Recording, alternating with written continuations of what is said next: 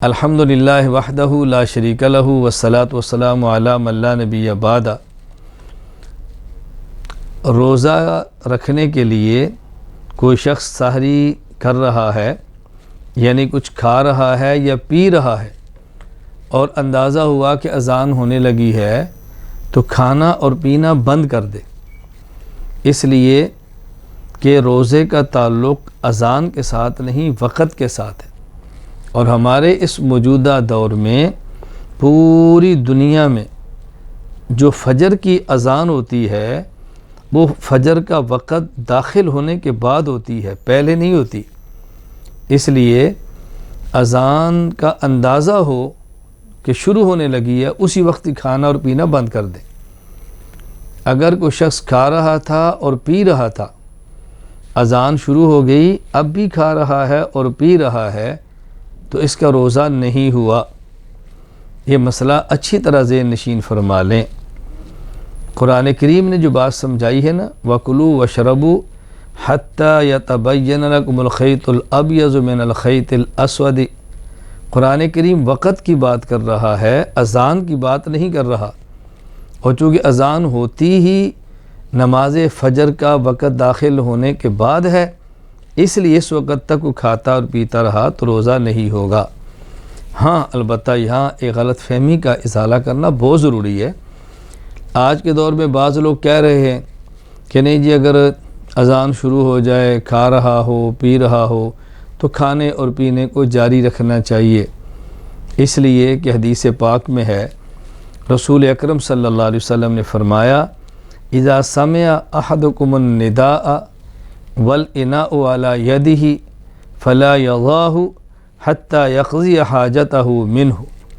یہ حدیث پاک المستدرک الصحیحین میں موجود ہے کہ نبی کریم صلی اللہ علیہ وسلم نے ارشاد فرمایا، جب تم میں سے کوئی شخص اذان سنے اور برتن اس کے ہاتھ میں ہو، یعنی کھا رہا ہو پی رہا ہو، تو اذان سننے کی وجہ سے اس برتن کو نہ رکھے، یعنی کھانا اور پینا نہ چھوڑے، بلکہ اپنی حاجت پوری کرے، یعنی کھا لے اور پی لے۔ تو جب حدیث پاک میں آ گیا، اللہ کے نبی فرما رہے ہیں کہ اذان شروع ہونے کے بعد بھی کھانا پینا جائز ہے، تو علماء کون ہوتے ہیں، فقہا کون ہوتے ہیں کہ منع کریں؟ ہم نبی پاک کی بات مانیں گے یا علماء فقہا کی بات مانیں گے؟ یہ اچھی طرح اس کا جواب ذہن نشین فرما لیں تاکہ کبھی الجھن نہ ہو۔ اصل بات یہ ہے کہ حضور اکرم صلی اللہ علیہ وسلم کے دور میں صبح 2 اذانیں ہوتی تھیں، اور یہ صحیح مسلم میں موجود ہے۔ حضرت عبداللہ بن عمر رضی اللہ تعالیٰ عنہ فرماتے ہیں، کان رسول اللہ صلی اللہ علیہ وسلم مؤذنان بلال وابن ام مکتوم الاعمى۔ نبی کریم صلی اللہ علیہ وسلم نے 2 مؤذن رکھے تھے، ایک حضرت بلال، ایک حضرت عبداللہ بن ام مکتوم رضی اللہ تعالی عنہما، جو کہ نابینے تھے۔ رسول اللہ صلی اللہ علیہ وسلم فرمایا کرتے، ان بلالا یؤذن بلیل فکلوا واشربوا حتی یؤذن ابن ام مکتوم۔ بلال پہلی اذان دیتا ہے جو کہ رات میں ہے، تہجد کے لیے ہے، لہذا بلال کی اذان ہو تو کھاتے پیتے رہا کرو۔ ہاں، عبداللہ بن ام مکتوم جو اذان دیتا ہے وہ نماز فجر کے لیے ہے، جب وہ اذان دے تو پھر کھانا بھی نہیں اور پینا بھی نہیں۔ اب دیکھیں، آدھا مسئلہ بیان کیا گیا نا، آدھی حدیث بیان کی گئی۔ تو رسول اکرم صلی اللہ علیہ وسلم کے دور میں حضرت بلال پہلے اذان دیتے تہجد کے لیے، عبداللہ بن ام مکتوم رضی اللہ عنہ اذان دیتے بعد میں نماز فجر کے لیے۔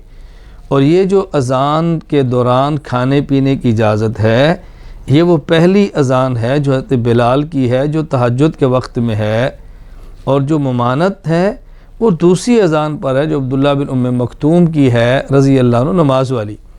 اور ہم یہی مسئلہ سمجھا رہے ہیں کہ جو نماز فجر کے لیے اذان ہوتی ہے اس وقت کھانا اور پینا جائز نہیں۔ اللہ تعالیٰ کا بڑا شکر ہے کہ بحمد اللہ تعالیٰ احناف فقہا اہل سنت والجماعت، ان کے سامنے ایک حدیث نہیں، ساری حدیثیں ہوتی ہیں۔ بعض لوگوں کے سامنے ایک حدیث ہوتی ہے تو مسئلہ اور بتا دیتے ہیں۔ الحمدللہ اہل سنت والجماعت، احناف، علماء، فقہا، ان کے سامنے ساری احادیث موجود ہوتی ہیں اس لیے مسئلہ غلط نہیں بتاتے۔ میں اپنے تمام دوستوں سے، بھائیوں سے، ماؤں بہنوں اور بیٹیوں سے گزارش کروں گا، آپ حضرات ہماری طرف سے جو فقہائے احناف کے مسائل آ رہے ہیں وہ دلائل پر ہوتے ہیں، بغیر دلیل کے نہیں ہوتے۔ آپ اطمینان رکھا کریں، اور جب کوئی ہم مسئلہ بتائیں اس کے خلاف اگر آپ کو کوئی حدیث پیش کرے، آپ گھبرائیں مت، آپ ہمارے سے رابطہ کریں، رجوع فرمائیں، ہم بتائیں کہ اس حدیث کا مطلب کیا ہے جو سمجھنے میں غلطی ہوئی ہے۔ اللہ تعالیٰ ہمیں سمجھنے کی توفیق عطا فرمائے۔ وآخر دعوانا ان الحمد للہ رب العالمین۔